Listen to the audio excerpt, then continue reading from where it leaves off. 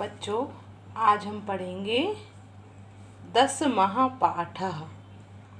पाठ 10 परिचय यानी परिचय।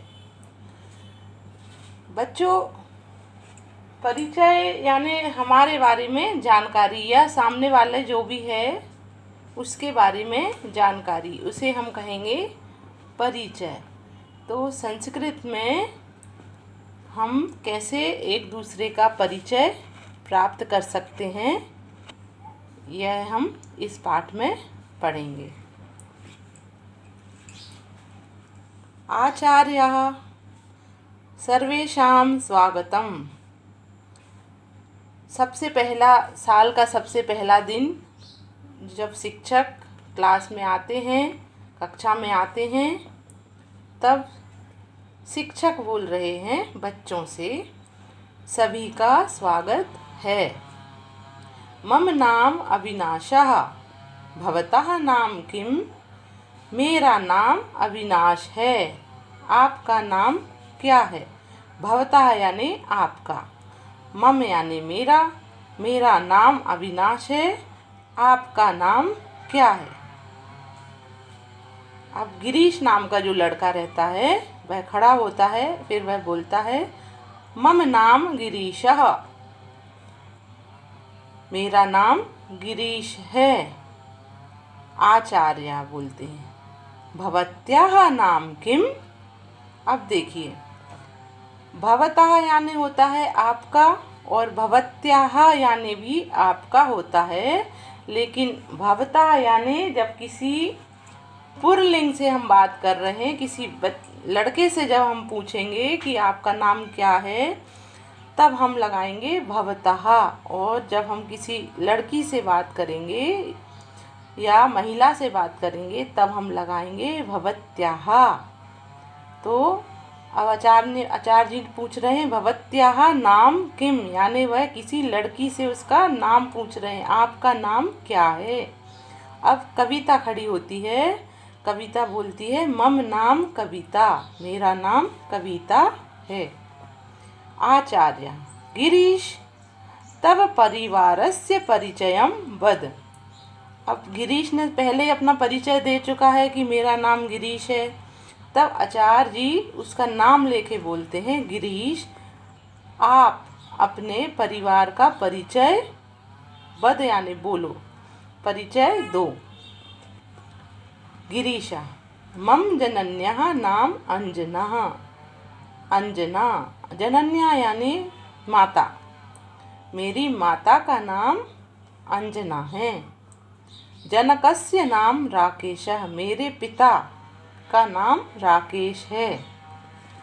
जनन्याः यानी माता और जनकस्य यानी पिता। अग्रजस्य नाम अवधेशः, अग्रज यानी बड़ा भाई, बड़े भाई को बोलते हैं अग्रजस्य नाम अवधेशः, यानी मेरे जो बड़े भाई हैं उनका नाम अवधेश है। और अनुजस्य नाम शशांकः, अब बड़ा भाई को अग्रज बोलते हैं और छोटे भाई को बोलते हैं अनुज, तो मेरे छोटे भाई का नाम है शशांक। भगिन्याः नाम मालिनी, भगिन्या यानी बहन, बहन का नाम मालिनी है। मातुलस्य नाम आनंदः, मातुलस्य यानी मामा, मेरे मामा का नाम आनंद है। अब देखिए, जनन्या यानी माता, जनकस्य यानी पिता, अग्रज यानी बड़ा भाई और अनुज यानी छोटा भाई, भगिन्या यानी बहन और मातुलस्य यानी मामा। तो गिरीश ने अपना पूरा परिचय दे दिया अपने परिवार का कि मेरे माँ का नाम अंजना है, पिता का नाम राकेश है, बड़े भाई का नाम अवधेश, छोटे भाई का शशांक और बहन का नाम मालिनी है और मेरे मामा का नाम आनंद है। अब आचार्य फिर से बोलते हैं कविते तब विद्यालयस्य परिचयम कथा। अब कविते यानी कविता से वह बोल रहे हैं कि कविता, अब आप अपने विद्यालय का परिचय बताओ।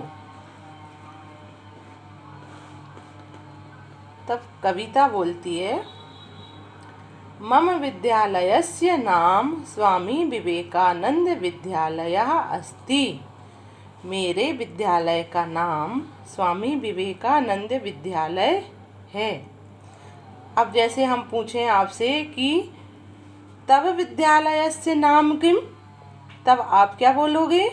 मम विद्यालयस्य नाम राधा स्वामी विद्यालयः अस्ति।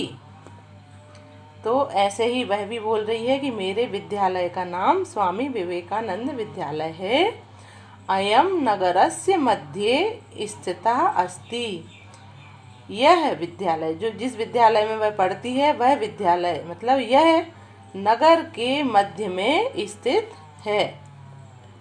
एतस्य पुरतः उद्यानम अस्ति। पुरतः यानी चारों ओर, पुरतः यानी आगे, मतलब इसके जो विद्यालय के आगे है वह वहाँ पर एक क्या है? उद्यान है।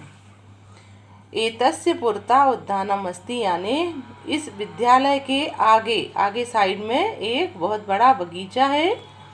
पृष्ठतः यानी पीछे की साइड। क्रीड़ांगणम अस्ति, खेल का मैदान है, पीछे साइड है। क्रीड़ांगणस्य वामतः मंदिरे स्तः। अब जो खेल का मैदान है उसके बाईं ओर मंदिर है।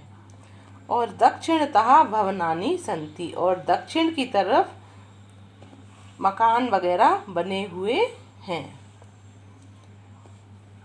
आचार्य गिरीश षष्ठवर्गस्य संस्कृत पुस्तकम आनय।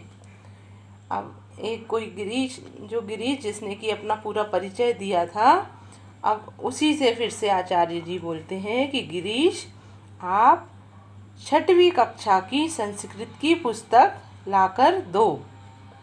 संस्कृत भाषायाः पदानि मधुराणि सन्ति। जो संस्कृत भाषा के श्लोक हैं वह बहुत मधुर हैं। एषा वेदानाम उपनिषदाम शास्त्राणाम च भाषा अस्ति। संस्कृत भाषा, एषा यानी यह, वेदों की, उपनिषदों की और शास्त्रों की भाषा है। यह यानी कौन सी भाषा? संस्कृत भाषा। वेदों की, उपनिषदों की और शास्त्रों की भाषा है। रामायण महाभारतयोः कथा संस्कृते लिखिता अस्ति। रामायण महाभारत कथा भी संस्कृत में ही लिखी हुई है।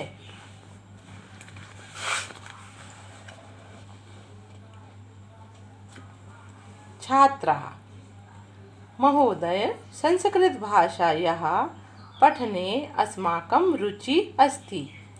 अब एक कोई छात्र है, वह छात्रा बोलती है कि महोदय संस्कृत भाषा पढ़ने में हमारी बहुत रुचि है, हमें बहुत अच्छा लगता है पढ़ना उसको।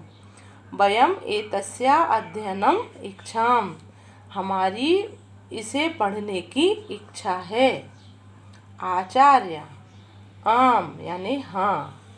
सर्वेषां शिष्याणाम इच्छानुसारम संस्कृतम पठामि। सभी शिष्य अपनी इच्छा अनुसार संस्कृत को पढ़ेंगे।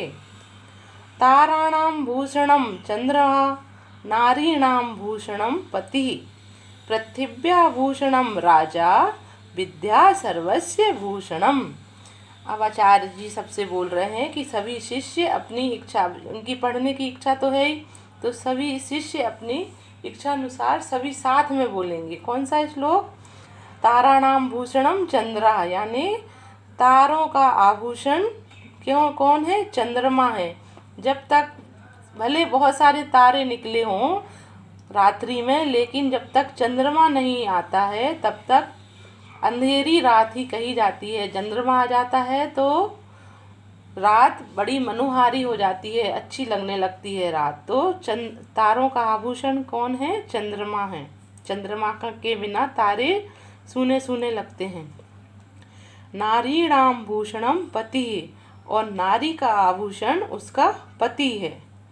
पृथिव्या भूषणम राजा, और पृथ्वी का आभूषण कौन है? राजा है। राजा के बिना कोई भी देश या प्रदेश सुरक्षित नहीं रह सकता। बिना राजा के कोई भी कहीं भी सुरक्षित नहीं रह सकता। प्रजा बिना राजा के एक दिन भी नहीं रह सकती। इसलिए जो पृथ्वी का आभूषण कौन है? राजा है।